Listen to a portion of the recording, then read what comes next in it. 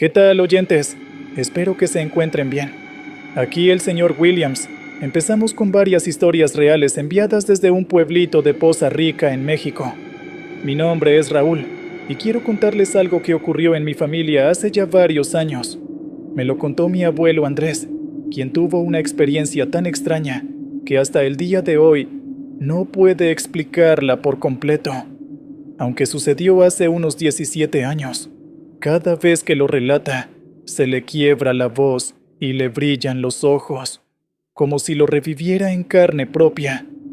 Mi abuelo Andrés, en aquel tiempo, vendía mercancías en los tianguis durante los fines de semana. Lo acompañaba su hijo, mi tío, quien recién había aprendido a manejar la camioneta para ayudarlo. Decidieron emprender un viaje desde la Ciudad de México hacia otro estado, buscando nuevos mercados donde ofrecer sus productos. Era una oportunidad de crecimiento, pero también un recorrido de muchas horas por carretera. Llenaron la camioneta con cajas de ropa, utensilios y otras cosas que mi abuelo compraba al mayoreo para revender. Partieron a primera hora de la mañana, con la esperanza de evitar el tráfico y alcanzar a instalarse en algún tianguis matutino.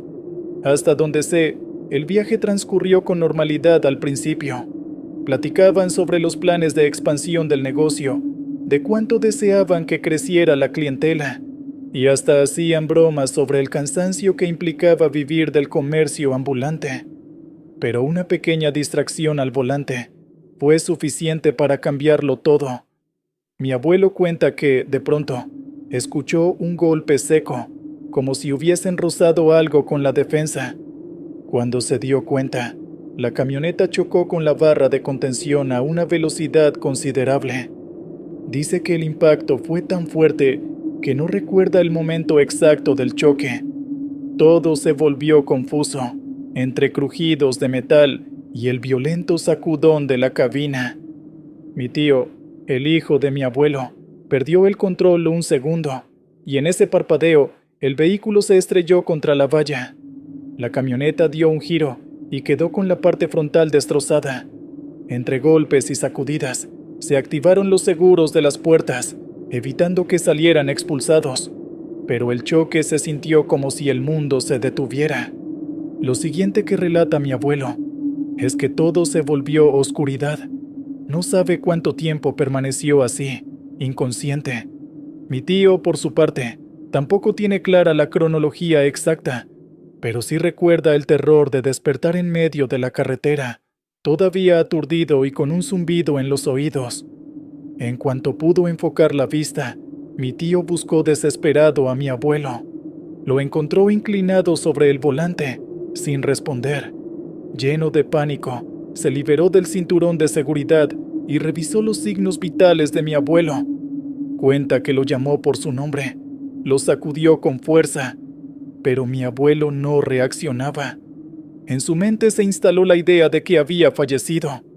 Por unos 10 minutos, o al menos eso calculó mi tío, estuvo intentando reanimar a mi abuelo, hablándole, presionándole el pecho, todo lo que se le ocurrió en su desesperación.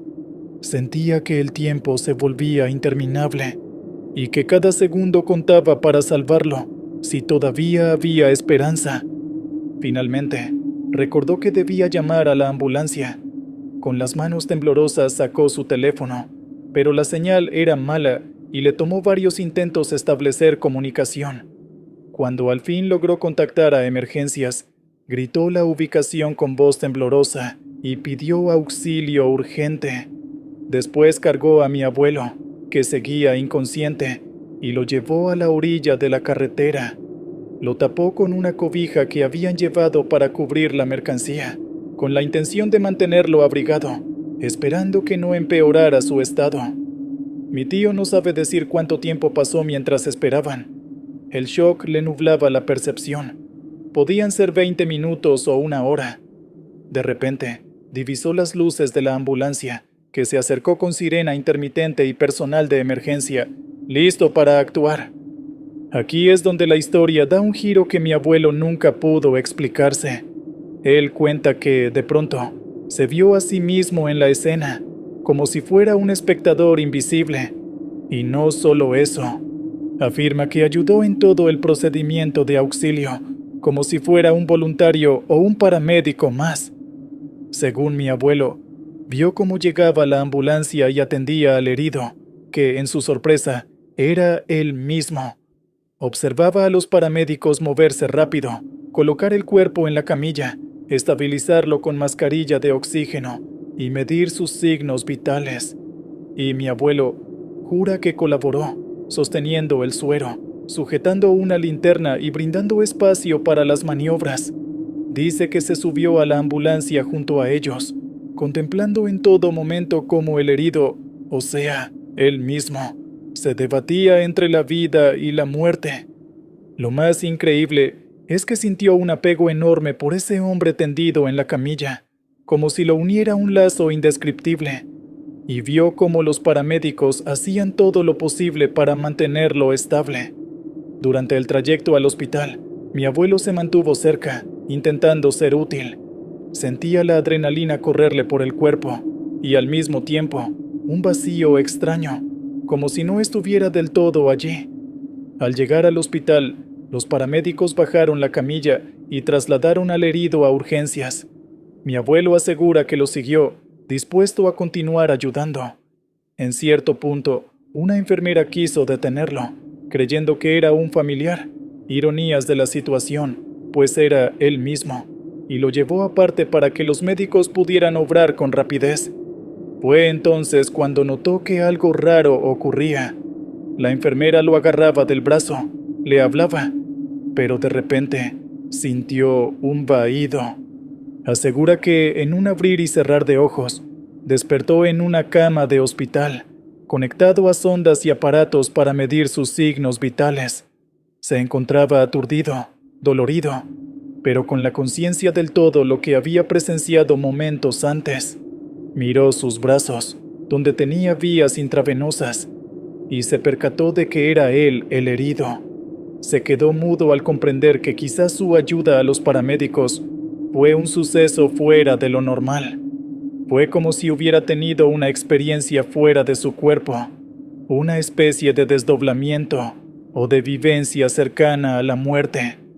Pasó varios días recuperándose en el hospital.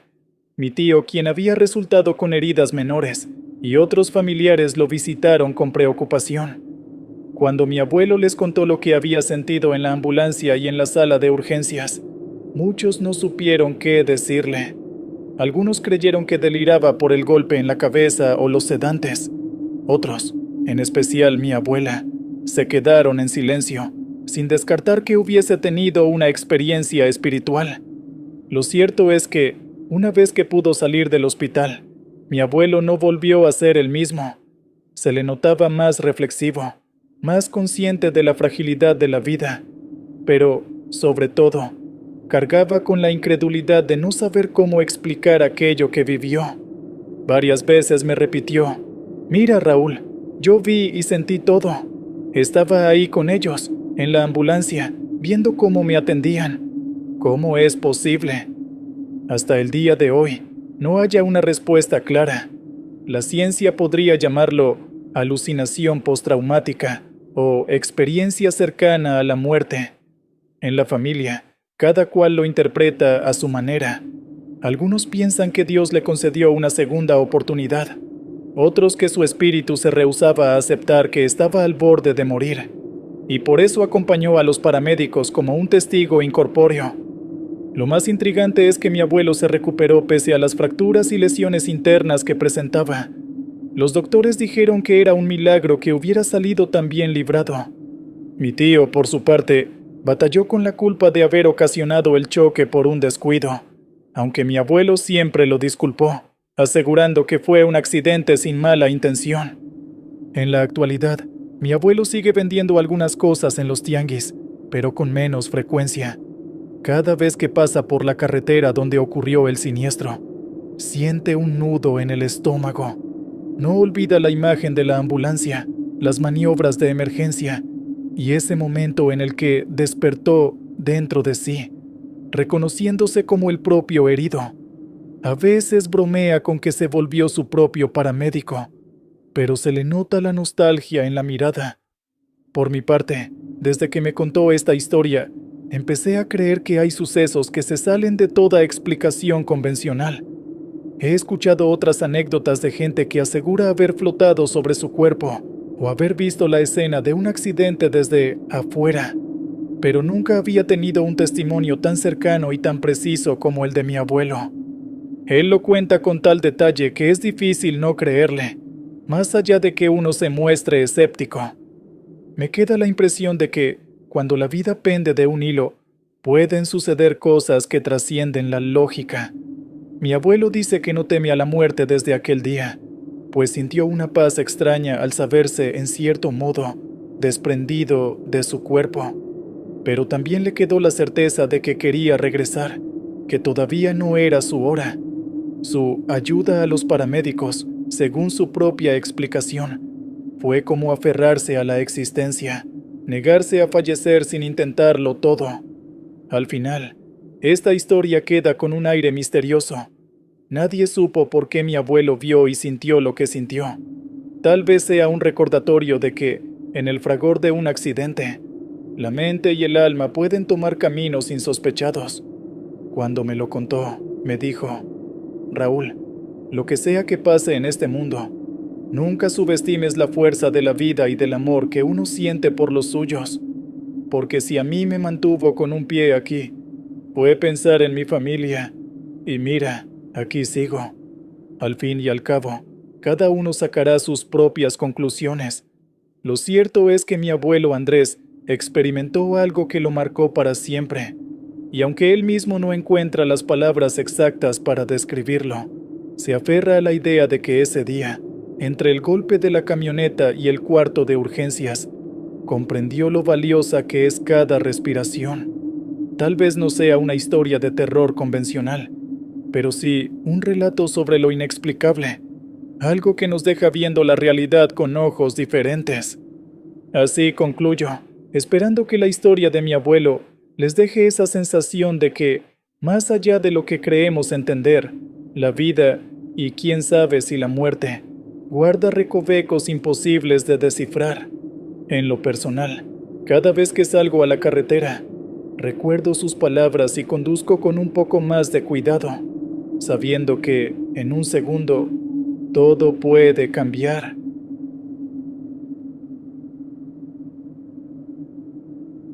¿Qué tal, oyentes? Espero la estén pasando bien. Aquí el señor Williams. Continuamos con la siguiente historia. Me llamo Toño, soy carnicero, y les contaré algo que me pasó hace poco, en esas madrugadas donde uno está ocupado con su trabajo y no espera tener un encuentro tan extraño. Como muchos sabrán, para vender carnitas yo mismo me encargo de quitarle la vida y preparar el puerco. Tengo un comedor donde ofrezco taquitos y otros platillos a la gente que pasa, y la verdad es que me va bien. Pero esta experiencia me dejó helado. Eran cerca de las 3:40 am más o menos, cuando salí al patio de mi casa para calentar el agua en un cazo grande. Lo hago así porque al día siguiente me toca armar mis carnitas. Si no tengo todo listo, me retraso con la clientela. Para esa hora, casi siempre estoy solo. Mis perros, que son bravos, me acompañan afuera y cuidan de cualquier intruso. Aquella madrugada, mis perros empezaron a portarse de una forma muy rara. De ser valientes guardianes, se mostraron nerviosos. Primero querían salir conmigo, pero de pronto los vi echarse para atrás, meter el rabo entre las patas y soltar unos ladridos como asustados. Uno hasta quiso chillar, cosa que jamás hace. Me extrañó bastante. Me dije, quizá es un borracho que anda pasando por la calle, por eso se alteran. Como buen precavido, salí a la banqueta y revisé hacia ambos lados, con la lámpara en mano. No vi nada, ni gente ni carros, pero el ambiente se sentía pesado, como si algo opresivo cubriera todo el lugar. Noté que se me enchinó la piel y los vellos de los brazos se me pusieron de punta. Pensé en cerrar y continuar con mi labor, aunque la incomodidad no me abandonaba. Decidí seguir con mi rutina. Tenía que matar al puerco, pelarlo y dejar la carne lista para las carnitas. Me puse a calentar más agua, a preparar los cuchillos y todos mis instrumentos. pero los perros seguían reacios a salir de la casa. Se acurrucaron cerca de la puerta y, a pesar de llamarlos, no se animaron a acompañarme. De pronto, a lo lejos, empecé a escuchar un quejido sutil, como un lamento. Traté de poner atención para ubicar de dónde provenía, pero se me hacía difícil. El sonido parecía surgir y desaparecer con el viento. Me dije, ha de ser un perro lastimado o un gato en la noche. Sin embargo, mi sexto sentido me gritaba que no era un simple animal. Seguí trabajando. Empecé a despellejar el puerco, con la idea de dejarlo listo para el amanecer. Fue justo en ese momento cuando sentí un tirón fortísimo en el cabello, como si alguien me lo jalara hacia arriba.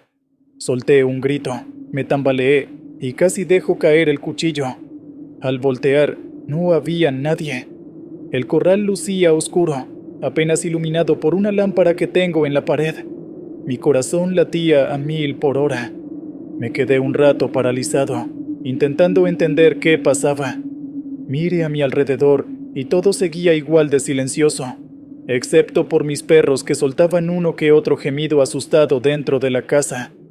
Empecé a cerrar la puerta del corral para aislar el lugar, cuando escuché un lamento más fuerte, casi un grito. Me recorrió un escalofrío por todo el cuerpo. Sentí que un sudor frío me empapaba la frente. ¿Será una bruja?, pensé, recordando las historias que la gente cuenta sobre bolas de fuego y seres extraños en la noche. Ustedes dirán que uno está loco, pero aquí en el pueblo no faltan anécdotas. Aún así, algo me decía que era peor. Me vino a la mente la leyenda de la Llorona, esa mujer que vaga llorando por sus hijos. Con un nudo en la garganta, me metí a mi cuarto un momento, dejando al puerco a medio pelar en la mesa del corral.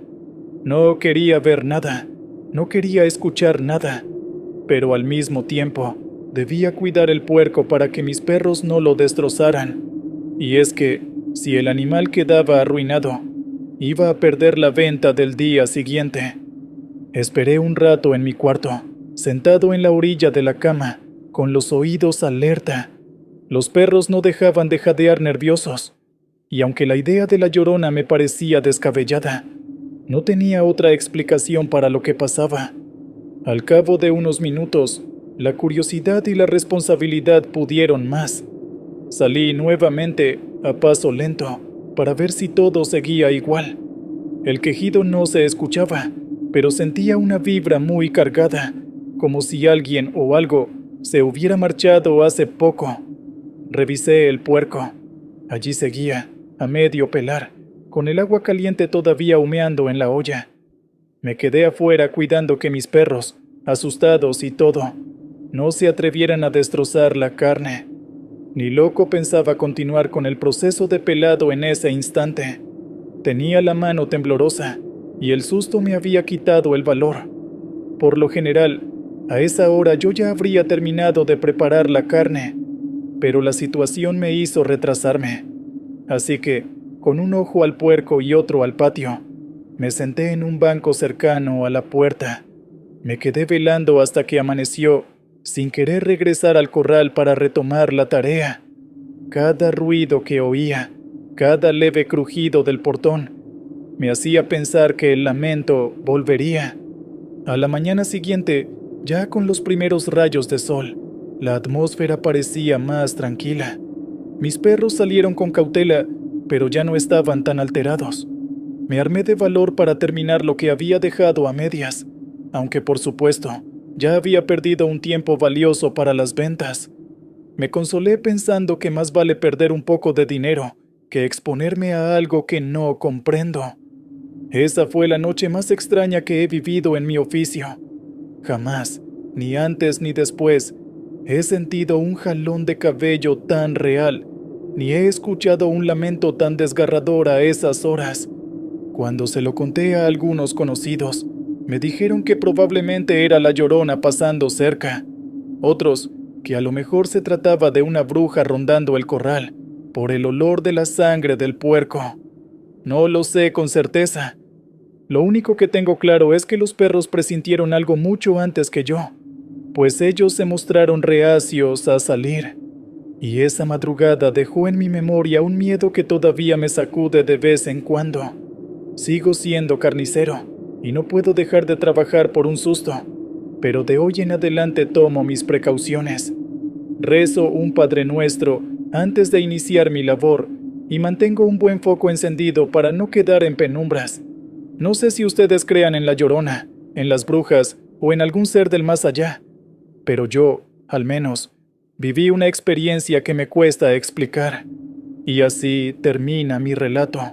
Sigo vendiendo mis taquitos, recibiendo a la gente en mi pequeño comedor, pero con el recuerdo presente de aquella noche en que un lamento en la oscuridad me hizo temblar como nunca. Y si algo aprendí, es que en el silencio de la madrugada, cuando todo el mundo duerme, hay presencias que se manifiestan y uno nunca está del todo preparado para enfrentarlas.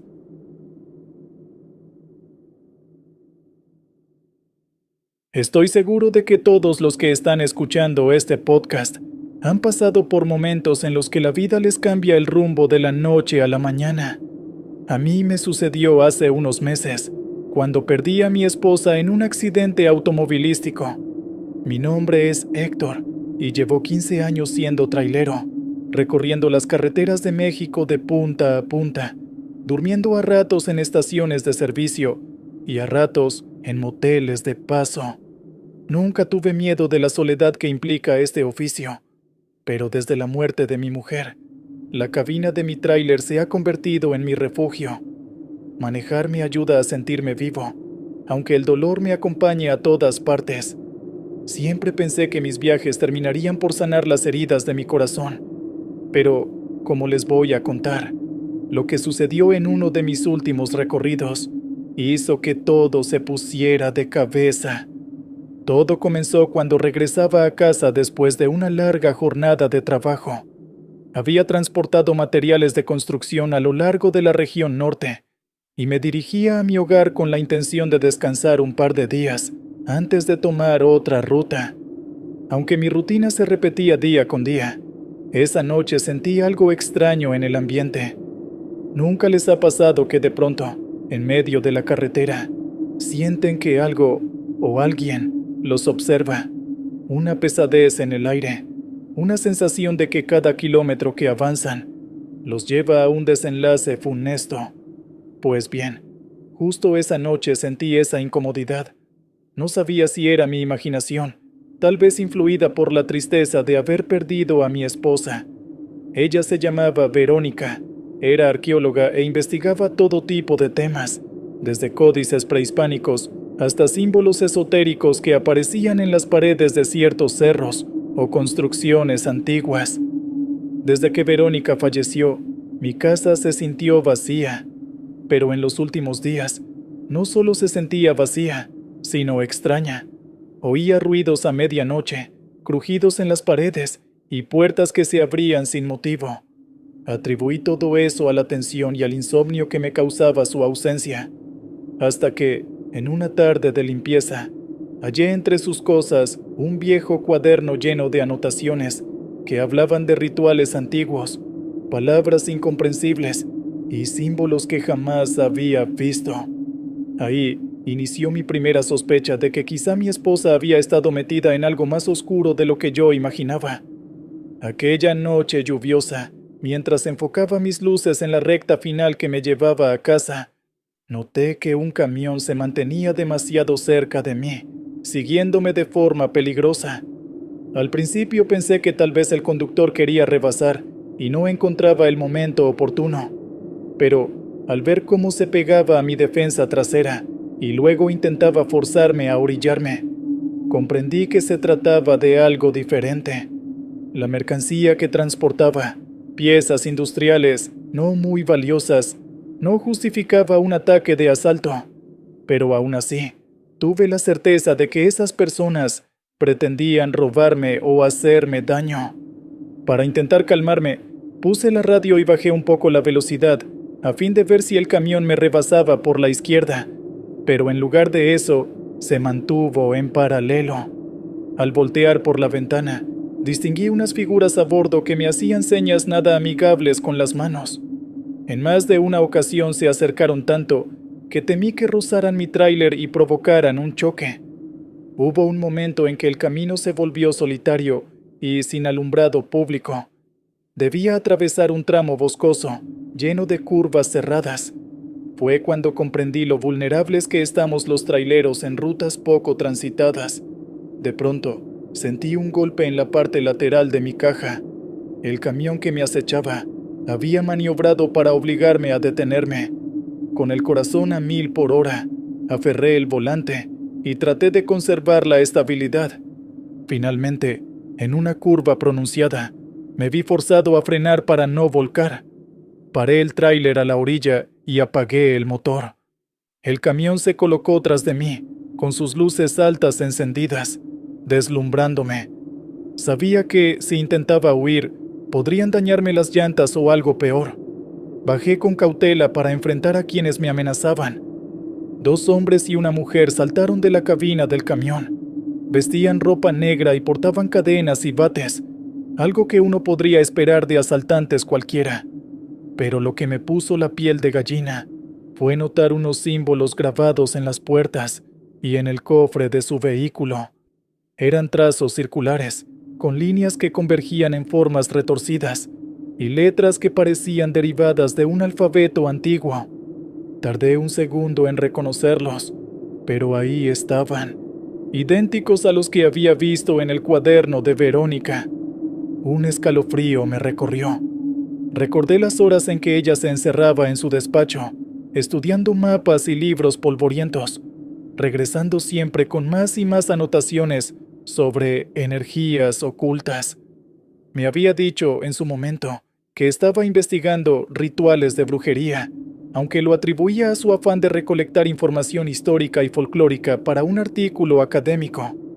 Nunca pensé que esa obsesión pudiera tener una conexión con algo real y peligroso. Los tipos se acercaron con una sonrisa torcida. Uno me arrebató las llaves del tráiler y otro empezó a revisar mi cabina, buscando algo que, francamente, no parecía mi carga.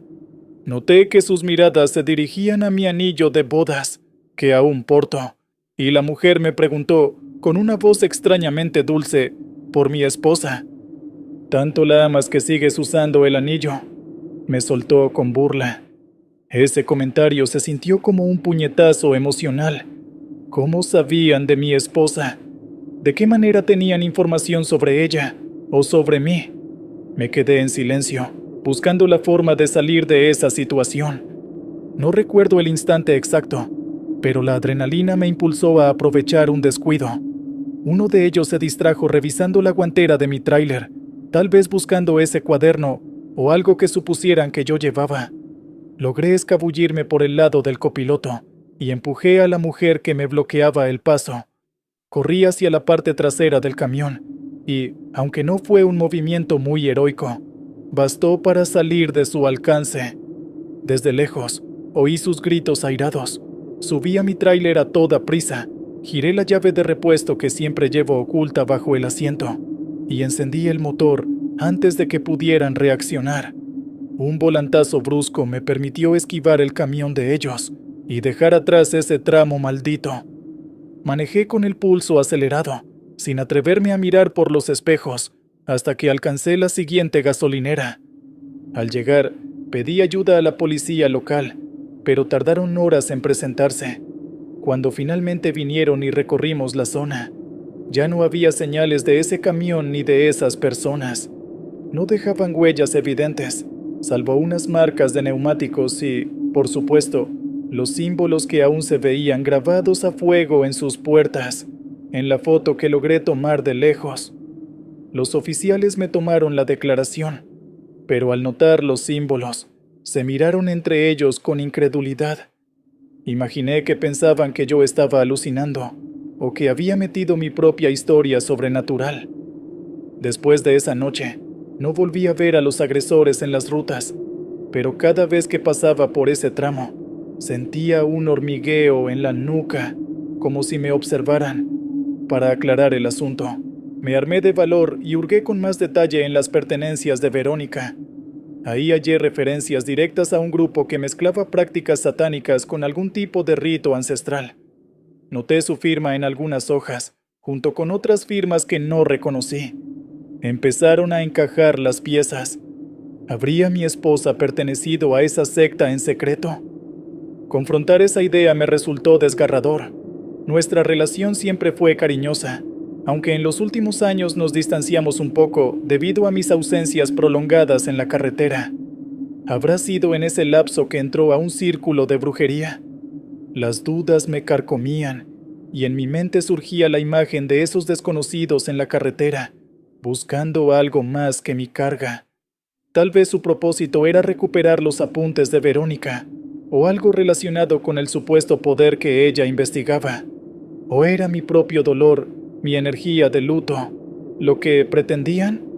A medida que avanzaban los días, los sonidos extraños en la casa se intensificaron. Pasos a medianoche, puertas que se abrían solas, susurros en las paredes que creía escuchar solo al borde del sueño. La tensión era insoportable. Para colmo, en cierta ocasión, un vecino me confesó que había visto sombras asomándose por el jardín, y que en la puerta principal aparecieron tallados unos símbolos parecidos a los del camión. No me quedó otra opción que vender la casa. Lo hice con urgencia, sin importarme que el precio fuera bajo. Mi cordura y mi seguridad pesaban más que cualquier valor económico.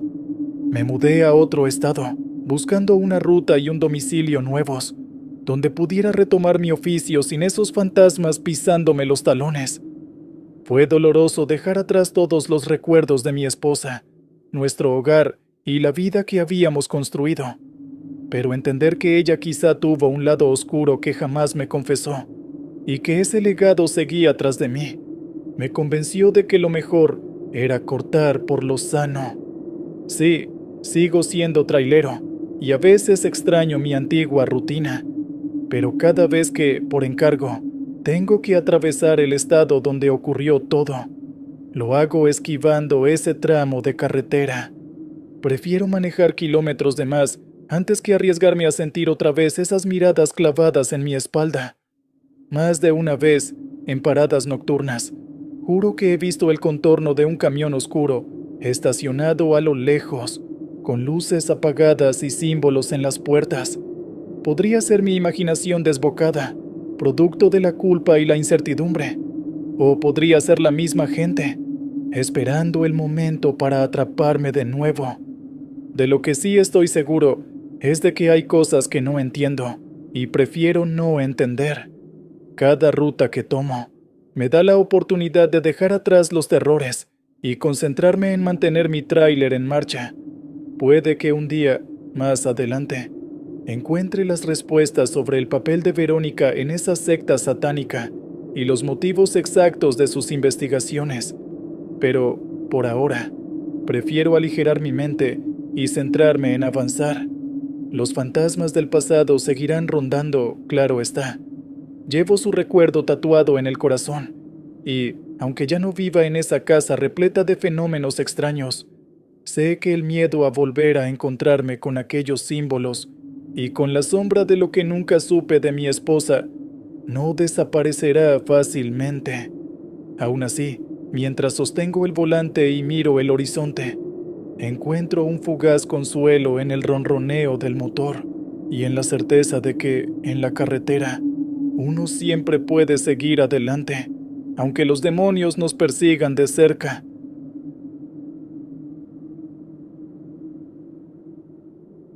¿Qué tal, oyentes? Espero que se encuentren bien. Aquí el señor Williams. Empezamos con varias historias reales enviadas desde un pueblito de Poza Rica, en México. Mi nombre es Raúl, y quiero contarles algo que ocurrió en mi familia hace ya varios años. Me lo contó mi abuelo Andrés, quien tuvo una experiencia tan extraña que hasta el día de hoy no puede explicarla por completo. Aunque sucedió hace unos 17 años, cada vez que lo relata, se le quiebra la voz y le brillan los ojos, como si lo reviviera en carne propia. Mi abuelo Andrés, en aquel tiempo, vendía mercancías en los tianguis durante los fines de semana. Lo acompañaba su hijo, mi tío, quien recién había aprendido a manejar la camioneta para ayudarlo. Decidieron emprender un viaje desde la Ciudad de México hacia otro estado, buscando nuevos mercados donde ofrecer sus productos. Era una oportunidad de crecimiento, pero también un recorrido de muchas horas por carretera. Llenaron la camioneta con cajas de ropa, utensilios y otras cosas que mi abuelo compraba al mayoreo para revender. Partieron a primera hora de la mañana, con la esperanza de evitar el tráfico y alcanzar a instalarse en algún tianguis matutino. Hasta donde sé, el viaje transcurrió con normalidad al principio. Platicaban sobre los planes de expansión del negocio, de cuánto deseaban que creciera la clientela, y hasta hacían bromas sobre el cansancio que implicaba vivir del comercio ambulante. Pero una pequeña distracción al volante fue suficiente para cambiarlo todo. Mi abuelo cuenta que, de pronto, escuchó un golpe seco, como si hubiesen rozado algo con la defensa. Cuando se dio cuenta, la camioneta chocó con la barra de contención a una velocidad considerable. Dice que el impacto fue tan fuerte que no recuerda el momento exacto del choque. Todo se volvió confuso, entre crujidos de metal y el violento sacudón de la cabina. Mi tío, el hijo de mi abuelo, perdió el control un segundo, y en ese parpadeo, el vehículo se estrelló contra la valla. La camioneta dio un giro y quedó con la parte frontal destrozada. Entre golpes y sacudidas, se activaron los seguros de las puertas, evitando que salieran expulsados, pero el choque se sintió como si el mundo se detuviera. Lo siguiente que relata mi abuelo es que todo se volvió oscuridad. No sabe cuánto tiempo permaneció así, inconsciente. Mi tío, por su parte, tampoco tiene clara la cronología exacta, pero sí recuerda el terror de despertar en medio de la carretera, todavía aturdido y con un zumbido en los oídos. En cuanto pudo enfocar la vista, mi tío buscó desesperado a mi abuelo. Lo encontró inclinado sobre el volante, sin responder. Lleno de pánico, se liberó del cinturón de seguridad y revisó los signos vitales de mi abuelo. Cuenta que lo llamó por su nombre, lo sacudió con fuerza, pero mi abuelo no reaccionaba. En su mente se instaló la idea de que había fallecido. Por unos 10 minutos, o al menos eso calculó mi tío, estuvo intentando reanimar a mi abuelo, hablándole, presionándole el pecho, todo lo que se le ocurrió en su desesperación.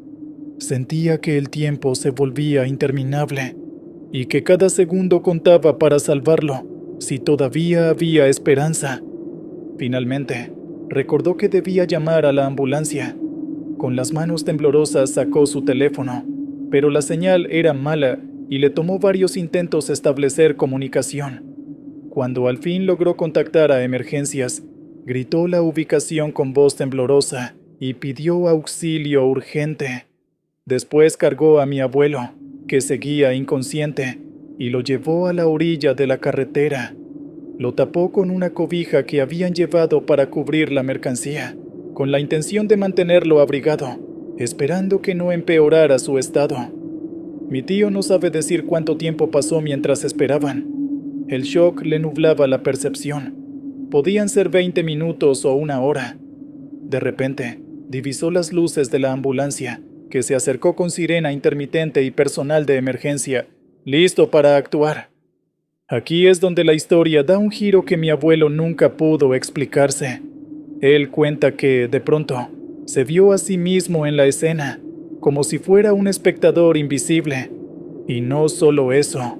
Afirma que ayudó en todo el procedimiento de auxilio, como si fuera un voluntario o un paramédico más.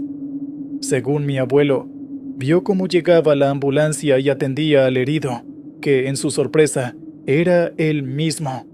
Observaba a los paramédicos moverse rápido, colocar el cuerpo en la camilla, estabilizarlo con mascarilla de oxígeno y medir sus signos vitales. Y mi abuelo jura que colaboró, sosteniendo el suero, sujetando una linterna y brindando espacio para las maniobras. Dice que se subió a la ambulancia junto a ellos, contemplando en todo momento cómo el herido, o sea, él mismo, Se debatía entre la vida y la muerte. Lo más increíble es que sintió un apego enorme por ese hombre tendido en la camilla, como si lo uniera un lazo indescriptible, y vio cómo los paramédicos hacían todo lo posible para mantenerlo estable. Durante el trayecto al hospital, mi abuelo se mantuvo cerca, intentando ser útil. Sentía la adrenalina correrle por el cuerpo, y al mismo tiempo, un vacío extraño, como si no estuviera del todo allí. Al llegar al hospital, los paramédicos bajaron la camilla y trasladaron al herido a urgencias. Mi abuelo asegura que lo siguió, dispuesto a continuar ayudando. En cierto punto, una enfermera quiso detenerlo, creyendo que era un familiar. Ironías de la situación, pues era él mismo, y lo llevó aparte para que los médicos pudieran obrar con rapidez. Fue entonces cuando notó que algo raro ocurría. La enfermera lo agarraba del brazo, le hablaba, pero de repente sintió un vahido. Asegura que en un abrir y cerrar de ojos, despertó en una cama de hospital, conectado a sondas y aparatos para medir sus signos vitales. Se encontraba aturdido, dolorido, pero con la conciencia del todo lo que había presenciado momentos antes. Miró sus brazos, donde tenía vías intravenosas, y se percató de que era él el herido.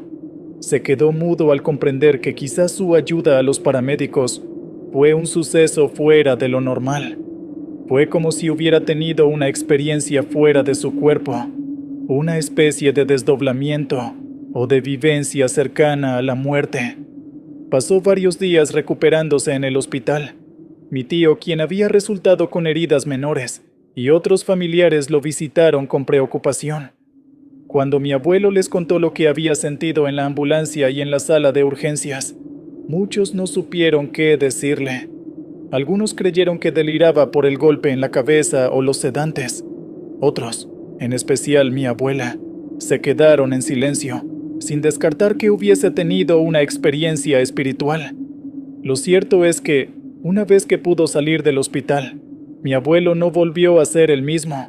Se le notaba más reflexivo, más consciente de la fragilidad de la vida, pero, sobre todo, cargaba con la incredulidad de no saber cómo explicar aquello que vivió. Varias veces me repitió: «Mira, Raúl, yo vi y sentí todo. Estaba ahí con ellos, en la ambulancia, viendo cómo me atendían. ¿Cómo es posible?». Hasta el día de hoy, no haya una respuesta clara. La ciencia podría llamarlo alucinación postraumática o experiencia cercana a la muerte. En la familia, cada cual lo interpreta a su manera.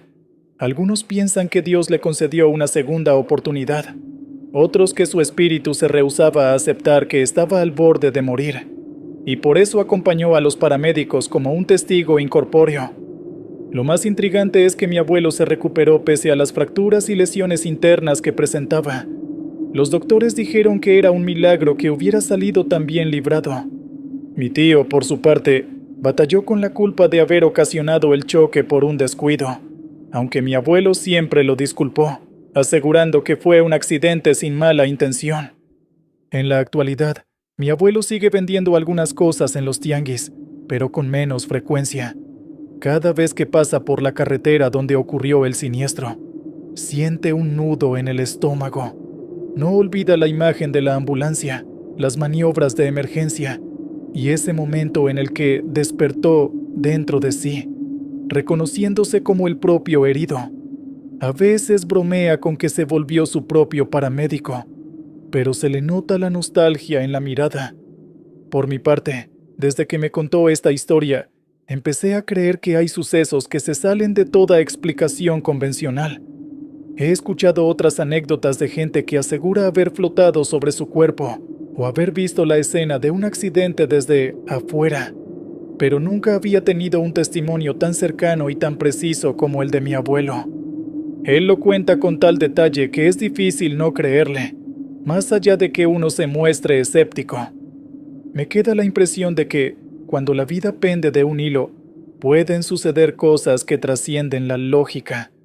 Mi abuelo dice que no teme a la muerte desde aquel día, pues sintió una paz extraña al saberse, en cierto modo, desprendido de su cuerpo, pero también le quedó la certeza de que quería regresar, que todavía no era su hora.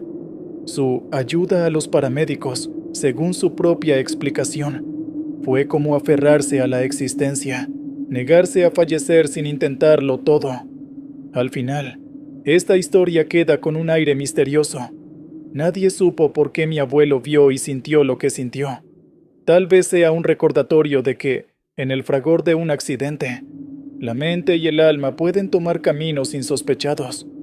Cuando me lo contó, me dijo: Raúl, lo que sea que pase en este mundo, nunca subestimes la fuerza de la vida y del amor que uno siente por los suyos, porque si a mí me mantuvo con un pie aquí, fue pensar en mi familia, y mira, aquí sigo. Al fin y al cabo, cada uno sacará sus propias conclusiones. Lo cierto es que mi abuelo Andrés experimentó algo que lo marcó para siempre, y aunque él mismo no encuentra las palabras exactas para describirlo, se aferra a la idea de que ese día, entre el golpe de la camioneta y el cuarto de urgencias, comprendió lo valiosa que es cada respiración. Tal vez no sea una historia de terror convencional, pero sí un relato sobre lo inexplicable, algo que nos deja viendo la realidad con ojos diferentes. Así concluyo, esperando que la historia de mi abuelo les deje esa sensación de que, más allá de lo que creemos entender, la vida, y quién sabe si la muerte, guarda recovecos imposibles de descifrar. En lo personal, cada vez que salgo a la carretera, recuerdo sus palabras y conduzco con un poco más de cuidado, sabiendo que, en un segundo, todo puede cambiar.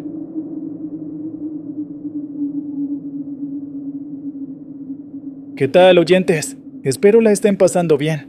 Aquí el señor Williams. Las carreteras no solo guardan los pasos de quienes las recorren, también retienen los ecos de quienes se han quedado en ellas para siempre. Mi nombre es Juan Sánchez. Llevo más de 20 años recorriendo las carreteras de México, transportando mercancías de un punto a otro. A lo largo de mi vida como trailero, he visto accidentes terribles, parajes solitarios y amaneceres impresionantes. Pero jamás pensé que una noche de verano en Oaxaca me cambiaría la manera de entender lo que significa viajar. Todo comenzó cuando me asignaron llevar una carga urgente a un pequeño pueblo oaxaqueño. Tenía cierta prisa por llegar antes del amanecer y aprovechar la mañana para descargar. El trayecto transcurría sin mayor incidente. El calor era intenso durante el día, pero a medida que la noche avanzaba, el aire se volvía más fresco. Con los años, me acostumbré a la soledad de la ruta nocturna. Me gustaba conducir bajo el firmamento estrellado, sin el tráfico abrumador que a veces se presentaba de día. Sin embargo, aquella noche noté algo distinto. Me sentía inusualmente fatigado, a pesar de haber descansado lo suficiente. Era como si mi cuerpo se tornara pesado sin motivo. Alrededor de la medianoche, decidí hacer una breve pausa. Divisé a lo lejos un pequeño espacio junto a la carretera donde, según recordaba de viajes anteriores, había una antigua caseta de teléfono. Casi nadie la usaba ya, con la proliferación de la telefonía celular y la falta de mantenimiento. Aún así, se mantenía de pie, solitaria, al costado del camino, con un poste de luz mortecino iluminándola de forma intermitente. Aparqué el tráiler a un costado, bajé y me dirigí a la caseta para estirar las piernas, beber un poco de agua y despejar la mente. Al acercarme, sentí un escalofrío recorriendo mi espalda. La estructura de la caseta estaba corroída en varias partes, con el auricular colgando de un cable medio roto. Un letrero desvencijado colgaba encima, anunciando teléfono público. Pero las letras apenas se leían. No me explico por qué, pero un impulso me llevó a asomarme al interior de la caseta. Encontré el suelo cubierto de polvo y telarañas en los rincones. El auricular colgante se balanceó ligeramente, emitiendo un crujido sordo. ¿Habrán sido los vientos de la noche?, pensé. El ambiente me pareció tan cargado que me entraron ganas de salir de allí cuanto antes. Regresé al camión tras unos minutos. convencido de que aquella parada había sido suficiente para recobrar un poco de energía. Estaba seguro de haber apagado las luces interiores y todo lo demás antes de bajar, una costumbre adquirida por seguridad. Sin embargo, al subir a la cabina, noté algo extraño. La luz del panel estaba encendida, y no solo eso, sino que escuché un chasquido como de una radio intentando sintonizar. Miré alrededor con el ceño fruncido, preguntándome si había cometido un descuido por el cansancio. Aunque mi memoria me decía lo contrario, preferí suponer que me equivoqué. Aún así, me dejó inquieto. Encendí el motor para proseguir el viaje. La fatiga no había desaparecido del todo, pero al menos el aire fresco me ayudó a reanimarme un poco. Fue entonces que, al mirar por el espejo retrovisor, percibí la silueta de un hombre parado detrás del tráiler. Pensé que quizás se trataba de algún viajero en busca de ayuda.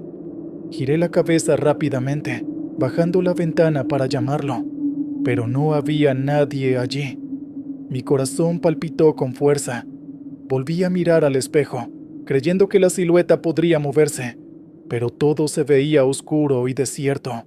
Solo el tráiler y la caseta de teléfono iluminada débilmente por aquel poste parpadeante.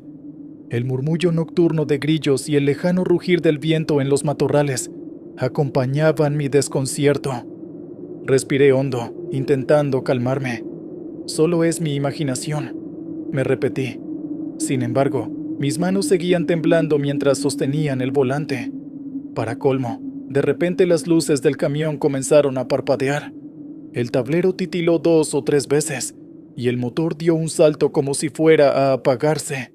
Apreté los dientes, temiendo un desperfecto mecánico a esas horas, y en medio de la nada. «No, no me dejes tirado aquí», exclamé casi en un susurro, intentando animar al camión con un absurdo ruego. Las luces volvieron a la normalidad, y el motor siguió encendido, aunque me di cuenta de que no respondía al acelerador. Mantuve el embrague pisado y revisé los indicadores, que parecían en orden. Fue como si, por un instante, algo ajeno controlara mi vehículo. Tras varios segundos de tensión, el motor se apagó por completo. Me quedé a oscuras, con el miedo subiendo por mi pecho. Retrocedí en el asiento, mirando a mi alrededor como si esperara ver a alguien forzando los controles. Nadie. Solo el remoto zumbido de la noche y la caseta que parecía observarme desde la penumbra. Encendí las luces de emergencia manualmente para no quedarme en tinieblas. Hice un intento de girar la llave en el contacto. Nada. El camión permanecía inerte, como un cascarón vacío. El silencio se hizo más denso, roto únicamente por el canto lejano de los grillos. Afuera, la luna se escondía tras nubes gruesas que anunciaban tormenta. Me pregunté si debía bajar a revisar el motor o esperar un rato. La sola idea de salir a la intemperie me erizaba la piel, recordando la extraña silueta que creí ver. Después de dudar un rato, opté por armarme de valor y bajar. Abrí la puerta, y al hacerlo, sentí una ráfaga de aire frío que me estremeció hasta los huesos. Con la linterna en mano, caminé hasta la parte frontal del camión. Revisé cables y mangueras. Nada parecía fuera de lugar. Mi conocimiento mecánico de base no encontró fallas obvias. La batería estaba bien, los fluidos al nivel, y no tenía signos de cortocircuito. Entonces, ¿por qué el motor no arranca?, me dije, mordiéndome el labio con rabia. Regresé a la cabina, me senté y probé de nuevo girar la llave. Para mi asombro, el motor encendió de inmediato, como si nunca hubiera fallado. Las luces volvieron a la normalidad y el tablero dejó de titilar. Sentí un alivio gigantesco, pero al mismo tiempo, un nudo de aprensión me abrazaba el estómago. ¿Qué rayos pasaba? Decidí no darle más vueltas. Arranqué, conduciendo con cuidado mientras me alejaba de la caseta de teléfono. No quería volver la vista atrás, porque intuía que esa simple acción me haría ver algo que no deseaba. Aún así, no podía sacudirme la sensación de que alguien o algo me observaba desde el espejo retrovisor. La noche siguió su marcha. La brisa se tornó más cálida, y yo avanzaba con la idea de llegar antes del amanecer al pueblo. Preferí no encender la radio, porque algo me decía que en el silencio era preferible escuchar si sucedía alguna falla mecánica. Llevaba las manos pegadas al volante, sin soltarlo un segundo. Fue cerca de las 5:30 de la mañana cuando, por fin, divisaba las luces distantes del pequeño pueblo de Oaxaca, donde debía entregar mi carga. El cielo comenzaba a aclarar, pintando los contornos de los cerros con tonalidades rosáceas. Nunca una madrugada me pareció tan hermosa y liberadora. Me adentré en las calles angostas, encontré el almacén donde dejaría la mercancía y desperté al encargado que dormía en su despacho. Mientras descargaba, no dejaba de pensar en lo que me había sucedido. El encargado, don Felipe, notó mi semblante alterado y preguntó si había tenido un accidente. Aproveché para contarle, a medias, lo que me pasó en la antigua caseta. Don Felipe ladeó la cabeza con preocupación. Me dijo que, en el pueblo, la gente hablaba de un operador que atendía la caseta de teléfonos de la región hacía muchos años.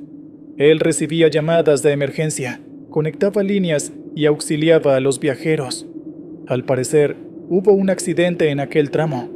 El operador se dirigía a reparar algo, pero un tráiler sin frenos lo arrolló cerca de la caseta. Lo encontraron sin vida, y desde entonces, la caseta fue abandonada. Muchos dicen que su espíritu ronda por allí. Dicen que a veces se entromete en los aparatos eléctricos, concluyó don Felipe con voz queda. A pesar de la tranquilidad de haber llegado, mi mente no dejaba de dar vueltas a la extraña experiencia. Las fallas en el camión, la silueta que vi en el retrovisor, el motor que se negaba a encender. Todo encajaba con la historia del operador fallecido. Mientras terminaba de descargar, una mezcla de curiosidad y miedo se instaló en mi pecho. La carga se completó a eso de las 7:00 am, y don Felipe me ofreció un café antes de que siguiera mi camino. Lo acepté agradecido, intentando relajarme. Sin embargo, cada sorbo me sabía amargo, quizá por recordar el susto reciente. Cuando me despedí, le pedí a don Felipe que no mencionara mucho el tema. No quería que me tacharan de loco. Él asintió con empatía, aunque el brillo de sus ojos me dijo que todo el pueblo conocía esa leyenda. Los días siguientes continué mi rutina de trailero. Recorrí distintas rutas por todo México, pero cuando me tocaba pasar cerca de aquel kilómetro en Oaxaca, me invadía la ansiedad.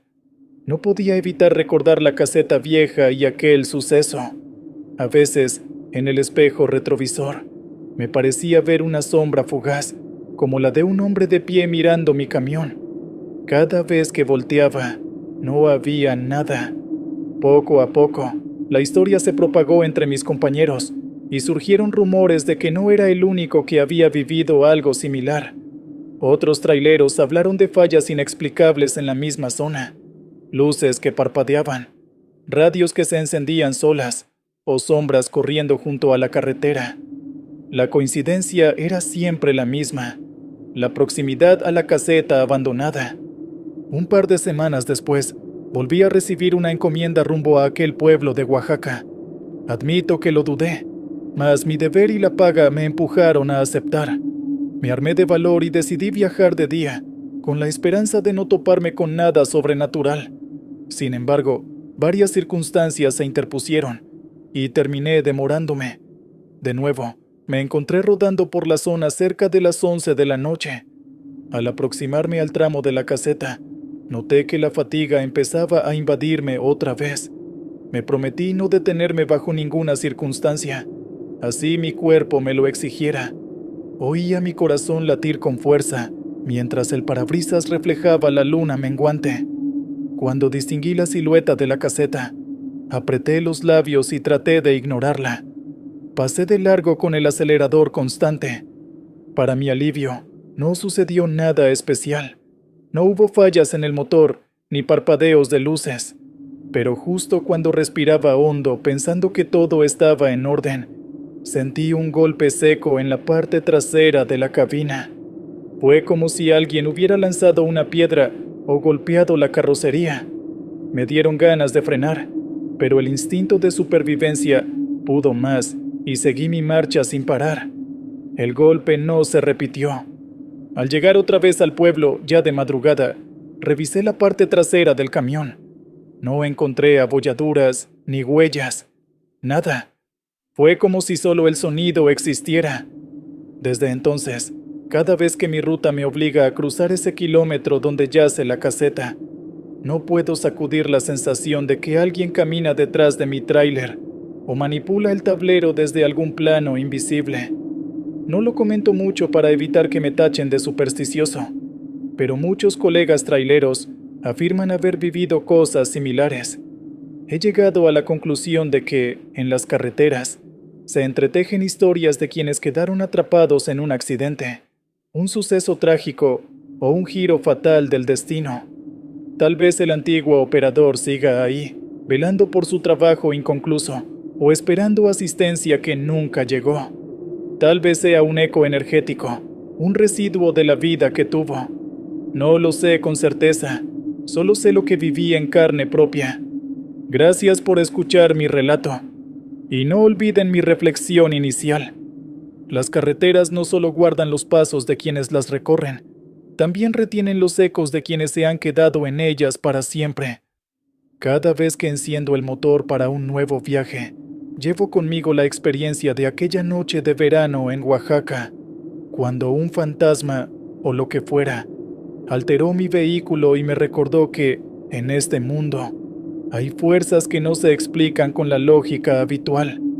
Si algún día pasan por ese tramo y ven la caseta vieja, piensen en el operador que tal vez todavía atiende llamadas desde el más allá, y asegúrense de apagar bien el motor antes de bajar. Uno nunca sabe quién podría estar escuchando.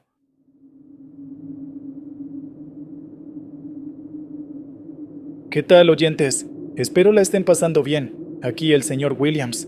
Prepárense para la siguiente historia. Mi nombre es Andrés y llevo más de 18 años recorriendo las carreteras de México en mi tráiler.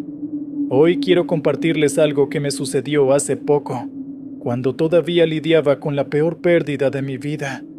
Hace 4 años, mi hijo falleció a causa de una neumonía en plena época de la pandemia por COVID-19. Ni los doctores, ni mis desvelos, ni todos los ruegos del mundo pudieron salvarlo. Desde entonces, mi corazón se quedó con un hueco imposible de llenar. Meses después, aún con la herida abierta, retomé mis rutas. Necesitaba trabajar para mantenerme ocupado y, de algún modo, escapar del dolor constante que me perseguía. Fue en una de esas noches, en diciembre, cuando tuve el encuentro más extraño e inquietante que he vivido en todos mis años de camino. Era la primera semana de diciembre, y sentía que el frío me calaba más que en otras temporadas. Tal vez se debía a que el mes evocaba recuerdos de mi hijo, que siempre se emocionaba por las fiestas navideñas. Aún así, debía seguir trabajando. Tenía que llevar una carga urgente hasta la frontera de Tamaulipas, cruzando un viejo puente que la gente del gremio describía como raro o tenebroso. Me importaban poco esas historias, pues mi mente estaba absorta en el dolor de la ausencia de mi hijo. Conducía más por inercia que por ánimo, y apenas comía lo mínimo para no marearme al volante.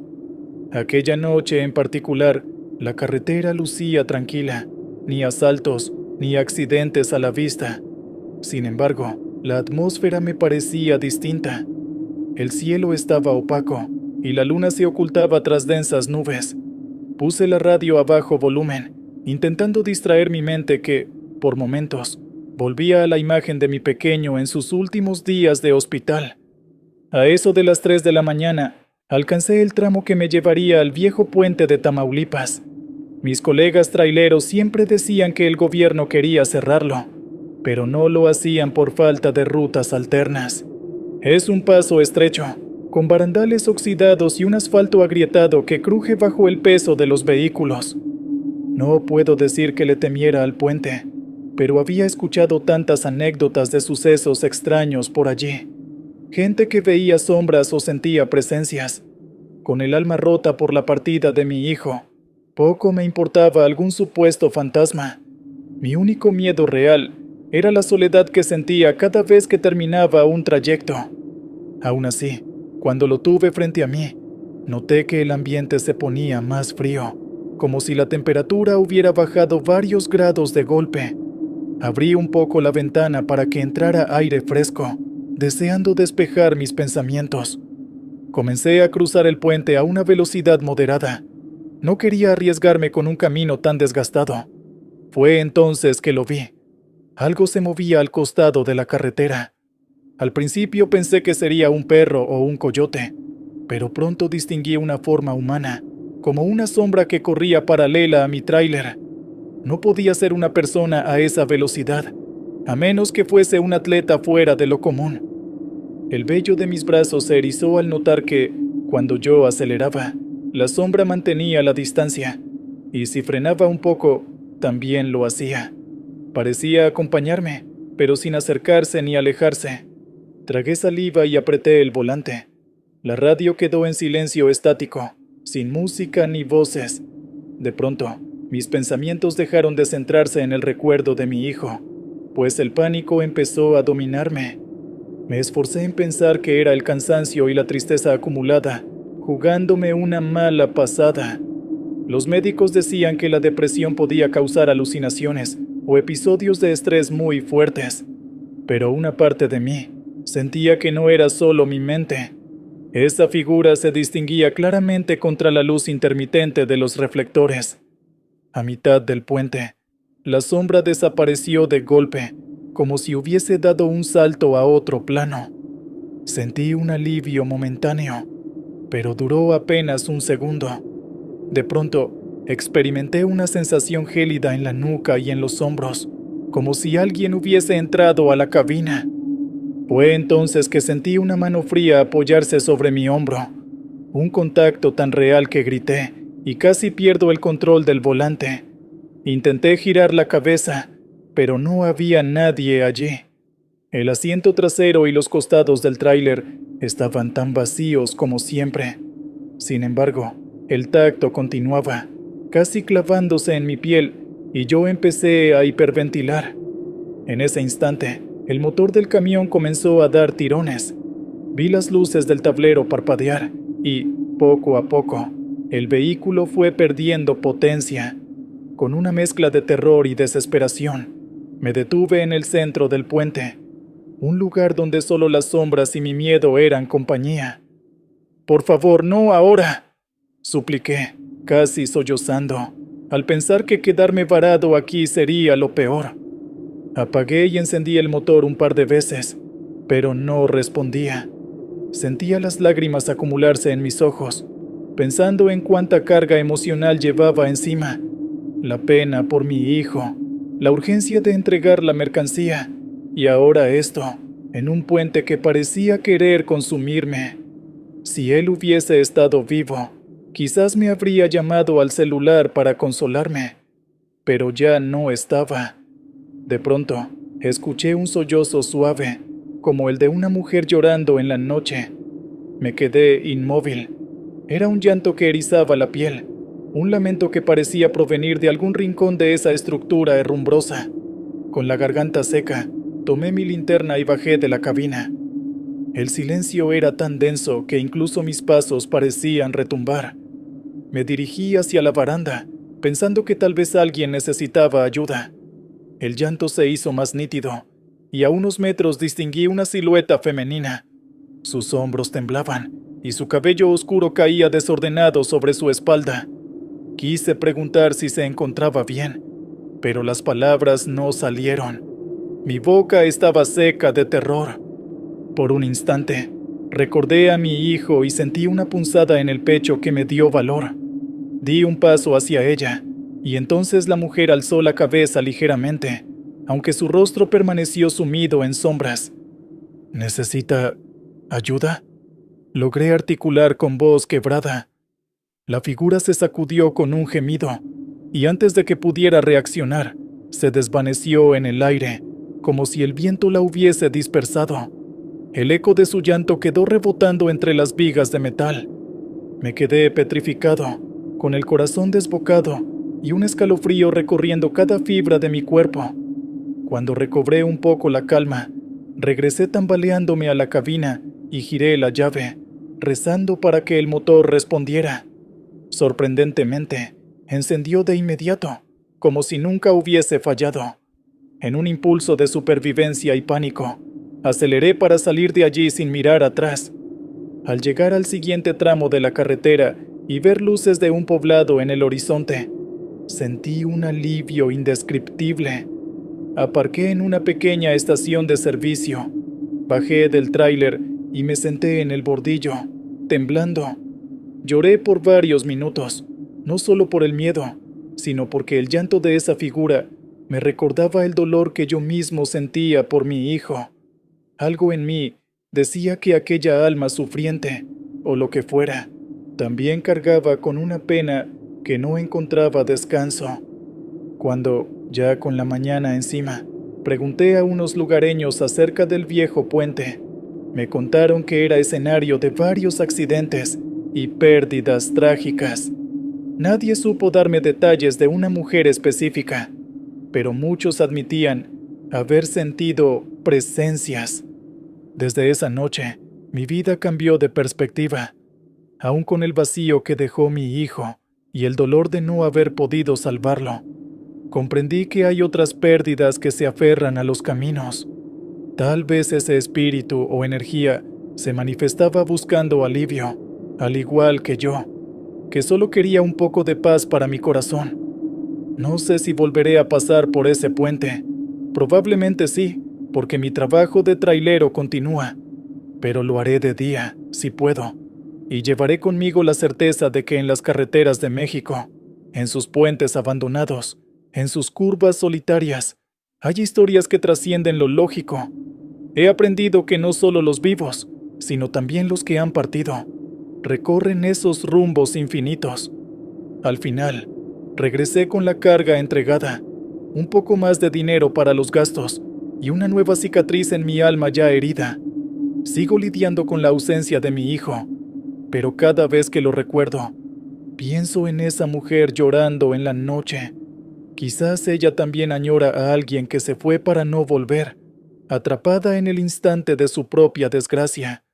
Y cada vez que siento la soledad aplastarme, recuerdo que tal vez, en la oscuridad de un puente, mis lágrimas conversaron un instante con las suyas. Hasta aquí mi historia, esperando que quien la escuche comprenda que la pena compartida, aunque sea con un ente de otro mundo, a veces nos ayuda a seguir adelante en este viaje que llamamos vida. Y, por supuesto, que cada kilómetro de asfalto guarda secretos que no siempre queremos o podemos entender.